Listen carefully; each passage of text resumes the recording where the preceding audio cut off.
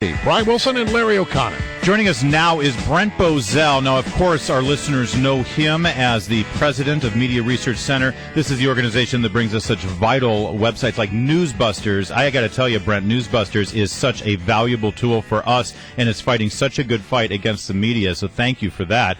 But you're for saying that. Also, of course, the chairman of For America, and I was very interested in your statement yesterday in light of the news that Karl Rove and a couple of moneybags from the Republican establishment are going to try to put together this organization that vets out conservative candidates out of the primary process that they don't find to be acceptable.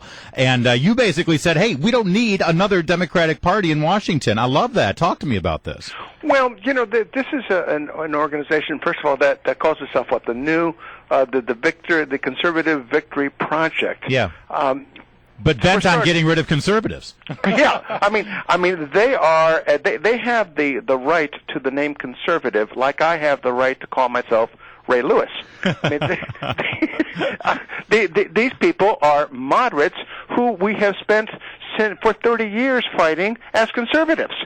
These are the people who have told us year after year, election after election, that conservatives are too unelectable, and so they get behind moderates who are unelectable and who don't win, and they turn around and they blame conservatives. Well, these people are shameless. Well, now, you are, I mean, I didn't know this. I just learned this. I don't know how this factoid escaped me, but you are the nephew of William F. Buckley. Is that correct? That's right. William F. Buckley had a saying. He said, look, we should always try to get the most conservative candidate who can actually win elected office. Right. And these guys are using that as the argument in favor of their plan here. Correct. They're saying that they're using the Buckley adage that we should support the most conservative, the most electable conservative in a race.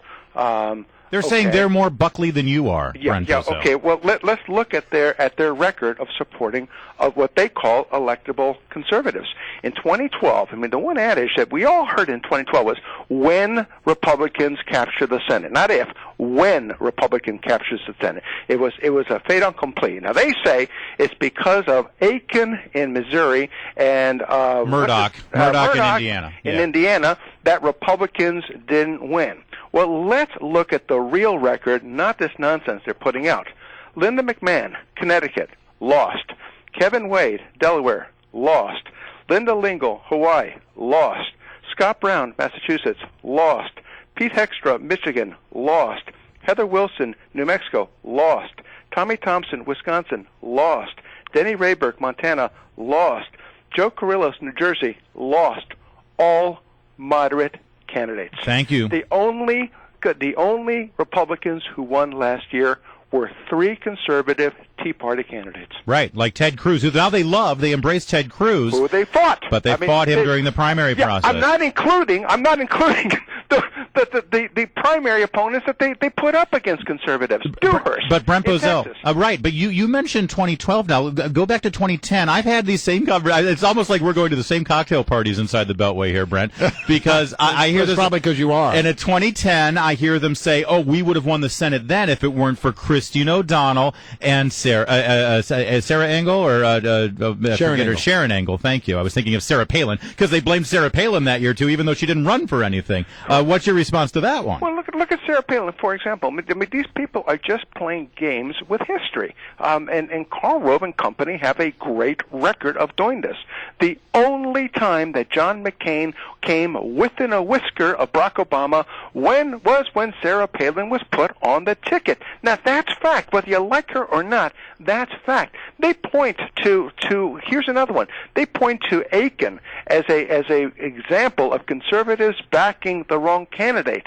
Anyone looking at that race will see there were 3 conservatives in there, and most national organizations did not support Aiken. He was number 3. As a matter of fact, when he made that stupidity comment that he made, All sorts of conservatives came forward and urged him to drop out because there was still time for another conservative. And he wouldn't do it, and yet we're blamed for it. Murdoch in Indiana, same thing. He wasn't the first choice of conservatives. There were other conservatives. Now, this is historical record. But look, these are the same people. We have to understand this. These are the same people who in 1976 said that we should not support Ronald Reagan because he was unelectable. Yeah. These are the same people who in 1980 said support George Bush, do not support Ronald Reagan because he is unelectable. These are the people who have been dismissing social conservatives forever.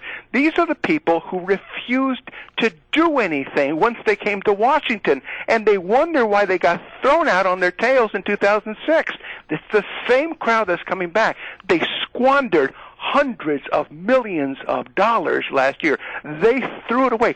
Bloomberg called him the biggest loser of the year. Donald Trump called him a waste of money.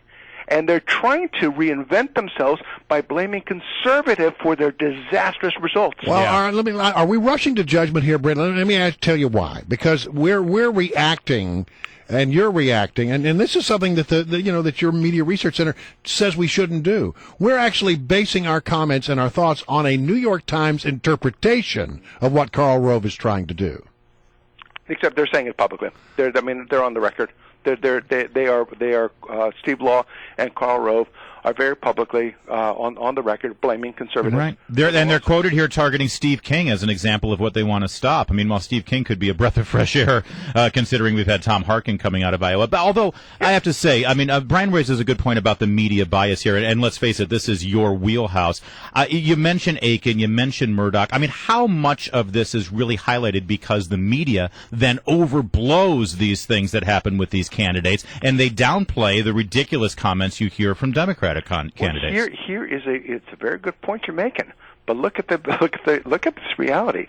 If you are a conservative and you want to launch a new conservative initiative in the media, who, folks, do you go through? Yeah, who do you go through? Yeah, you go through Fox. You go through Fox News, or you go through one of the larger internet. Or you sites. come to talk radio. Okay, what is the last place a conservative would choose to make his announcement of a conservative organization? The New York Times. And that's where they went. Yeah.